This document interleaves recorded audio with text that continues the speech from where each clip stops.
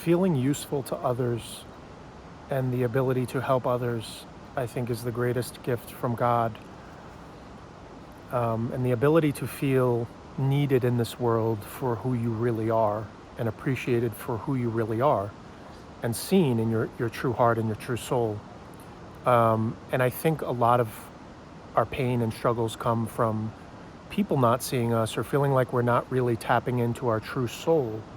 You know, you could be making a lot of money. You could be have everything you want in life, wife, career, kids, all the external things. But many people are nagged and haunted by this feeling that they're not tapping into their true power and their true potential. I feel personally, if I were to win the lottery tomorrow, it might help. It might give me momentary comfort or momentary, joy, or you can do whatever you want. You have more freedom to go about the world, right? And money isn't bad, but it's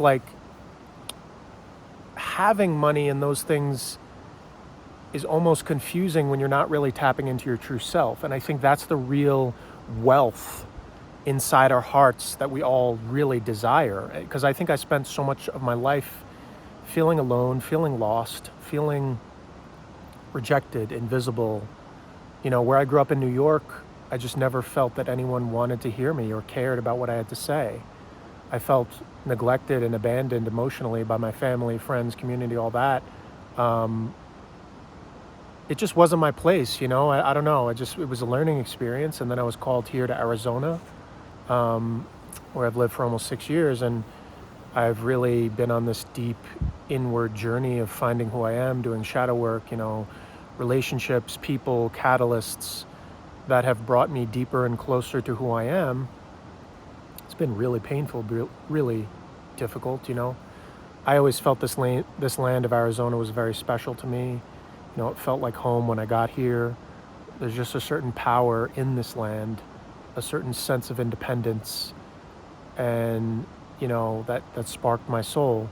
And I've been putting myself out on social media maybe 5 years or so, and the first few years you feel like you're kind of screaming into a void where you're not getting anywhere. People don't really, they kind of ignore it, or they don't really react to it, or they even act weird to you, or try to sabotage you or project things onto you, gossip, judgment, making you feel weird, passive aggressive comments, because you're doing something different. You're trying to break outside of the box. A lot of people might have that experience when they're going after any kind of dream or trying to expand their soul. But I've often felt this pain, this deep soul pain, and I feel like I've cried so many hours on this earth, feeling totally lost, totally alone, like I'm not tethered to anything, like I'm not part of the world and part of people. But recently, in the last year or so, I've started to work with people more in one-on-one sessions. I have a book, and people can read my book and, order it. And I've received a lot more feedback, from videos and from my podcasts and things like this. And I feel it's such a privilege, it's such an honor to connect with people and feel useful, feel like I'm using my gifts, using the things I've been through, not being an expert, but sharing my experience, getting better every day, learning from the hardships, from the pitfalls, from my mistakes every single day, trying to get better, trying to look inside myself, just trying to be a better person, just trying to connect, trying to give love, and then hopefully receive love and be part of the world, because a lot of people are going through really hard times right now. But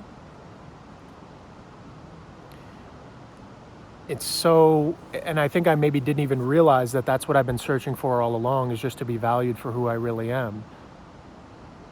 Not some perfect cookie cutter version, or not because I'm a superhero and perfect and like they say in popular culture, being this conqueror who's indestructible and who can, has everything in the world, but in a way, when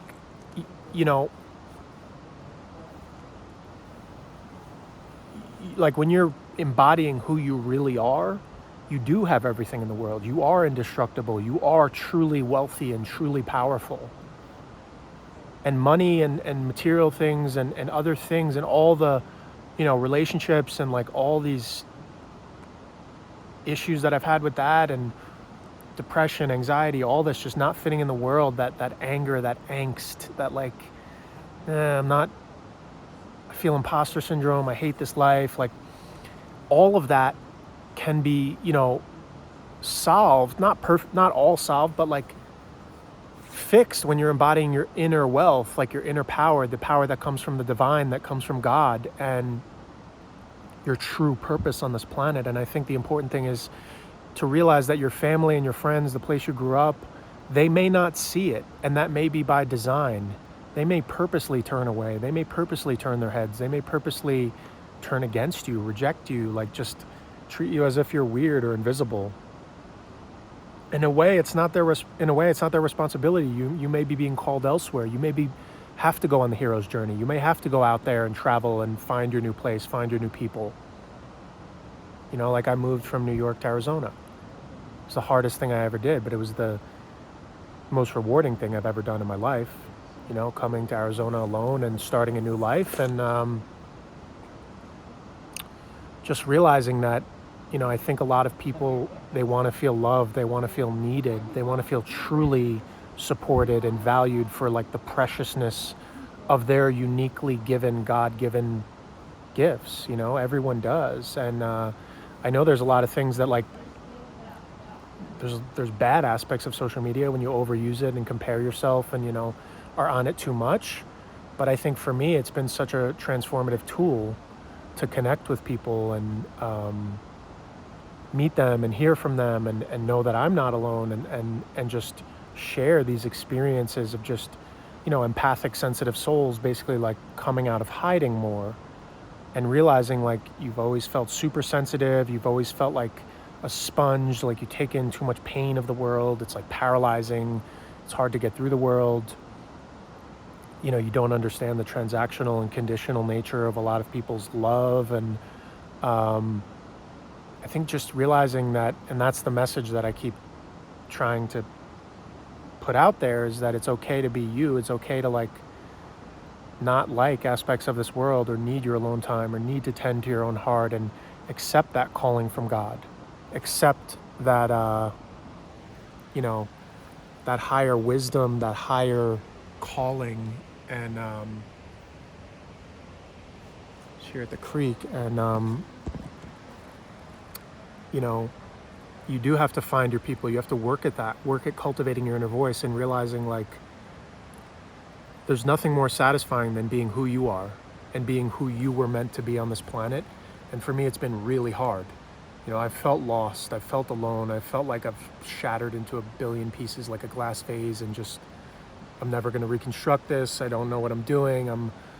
But all I can do is, put in the daily work, be disciplined, try to be of service to others every day. And that's where the plan is unveiled. That's where like, I put in the prayers, I put in the intent, I put in the affirmations. Physical workouts are big too. So you're like establishing domain over your mind. You're establishing that you are the authority. You win that battle every single day over negative thoughts and self-defeating thoughts and self-doubt.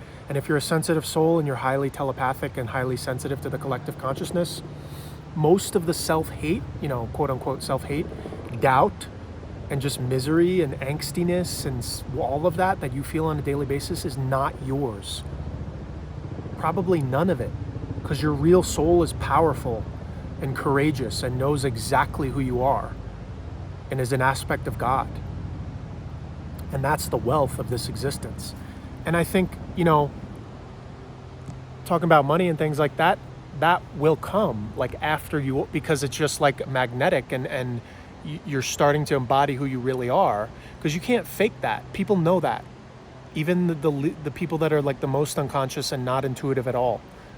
Everyone has some kind of a telepathic sense about them, no matter who you are. But people can like sniff that from a mile away. Confidence, really embodying who you are. And, rejection was a big one for me. Feeling hurt, feeling lost, feeling abandoned, feeling like I wasn't worthy, you know? Listening to those people that rejected me or thought I was weird or couldn't see my value, and I listened to them and I gave them too much power throughout my life. But I realized they were serving me. So I'm not mad about it and those hardships and that pain and that heartbreak and and I was so blind for so long and just realizing that they were just directing me back to myself. It's like, no matter if people see my value or not, I see my value. I see that I'm an aspect of God. I see that I have so many things to give this world. I have so many, unique things in my voice, in my heart, in my heart language. And, I trust and I know that if you exist, there'll be other people on your radio station. There'll be other people on your musical, scale of things and your spectrum of the colors and the way your heart sings and the way you receive love and the way that you relate to others. And, the world can feel so fake and so like hollow and just pointless. But it's up to us to not blame the world, not endlessly say the world is the bad guy and, this one broke my heart and this one broke up with me and if only she was this way or that way. And, I learned from it and people are doing the best with what they have at the time, and try not to hold on to resentment and just forgive and let it off my heart, because resentment is heavy. It's a heavy thing to carry on your heart, and anger. And I know it really well. I've had so much anger at the world in my life. And, I just believe in the power of like this replenishment, that there's no obstacle that we can't transmute into greater power. And I'm really so grateful.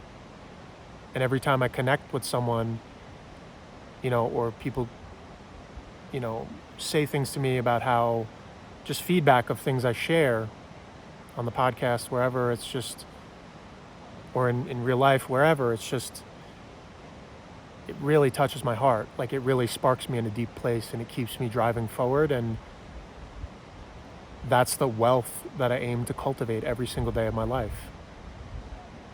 Because that's really all I wanted, I think, in my life, I wanted to feel loved. I wanted to feel more connected. Heart connection is the real wealth. It's the only wealth.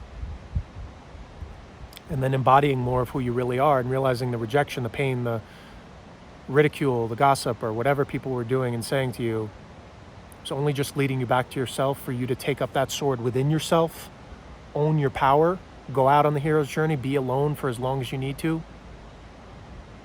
and start to love and respect yourself. No one else is going to do that for you. No one else is going to pull you out of the deep, dark hell for you. You did that work, and you earned the rewards of it. You earned the rewards of becoming a more powerful version of yourself and being an anchor for others. And I'm super grateful for today and every day. It's a continual reprieve. It's a continual realizing, all right, this day is a gift. How can I be useful? How can I connect with another's heart? How can I spark them? How can I help them see the hope and the light in their own greatness? So just hang in there and keep going every day. Just never stop. Thank you.